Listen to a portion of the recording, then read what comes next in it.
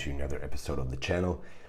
Today I want to make a quick video, as always, sometimes they're way too long, about my newest acquisition, another homage piece more or less, the San Martin,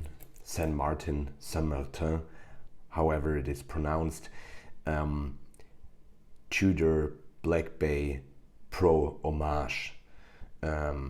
This one is a watch that is somehow predicted or anticipated for the Watches and Wonders event, that it is suggested that Tudor presents a white dial version of its Black Bay Pro, and I think that is quite likely because it just looks phenomenal. You can see it on this San Martin. They have different variations, also more kind of off-white dials. This is the more stark white dial with the applied indices. You can also get those just printed on, but it has a lot of depth. If you're interested in the dimensions, go on the AliExpress or San Martin website. I want to give you the user experience, and this is just phenomenal. You can get these on deals from around 140 to 150 euros, and this is probably the best watch I've ever bought under, I would say, 200 euros. It's just phenomenal.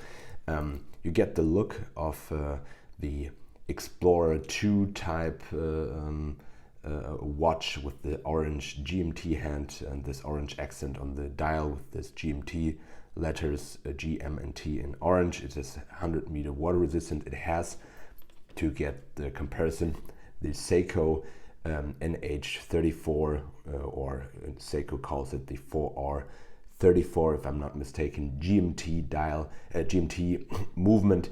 It's not a travelers or real GMT, true GMT, however you call it. It's a GMT. It's way more practical in my opinion. So the GMT hand can be moved separately and not the hour hand, and by this you have the benefit, if you're not traveling all the way, you can get the quick set date just by the turn of the crown, and I can demonstrate it here for you. So in one direction you move the date, and then the other direction you move the GMT hand, and it moves separately. And unlike a real GMT or true or traveler's GMT, you don't change the date by jumping the hour hand, but you have the ability to change the date individually, which is pretty handy if you're not traveling all the time. The crown action is probably, it's not a big deal. It's not particularly good, not particularly bad. It has a little bit of movement, but still you get a signed crown. Here you don't get those anymore with Seiko. And I really like this brushed finish also on the sides. Usually you get a high polish finish on the sides, and I want to just compare it. I mean, just the attention to detail is very, very good and on par, if not better, with the Seiko, which is way more expensive. Also, the brushing compared to my Breitling Avenger, I have a reference point of watch that is way more expensive. It's also pretty delicate and nicely done, especially with this high polished edge. And the bracelet is also very good. It has this milled clasp. It has the San Martin logo, which is really well done.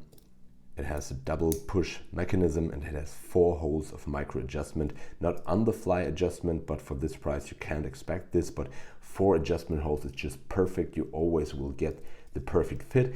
It has this pin and collar system, and to be honest, it's easy to fix or to size the bracelet. If you use the tool that is delivered with the watch, you will have some problems, but if you use the small hammer, there's no problem at all to fix the bracelet, and it's very, very comfortable.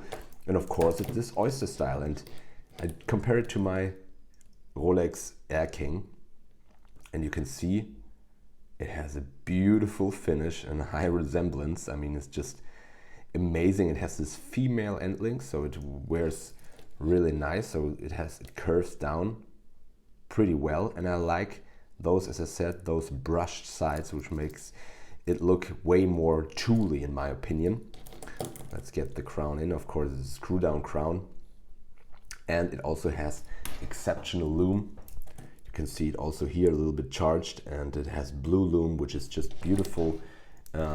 It reminds me of the Rolex lume, but it's just exceptionally good. I will compare it to all those 3 other watches, the lume and a lume shot here.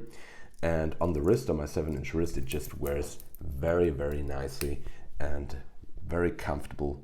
So I can really recommend this piece, and I'm really surprised by the very, very good quality. And I think this won't be my last St. Martin watch in the collection. Thank you very much for watching.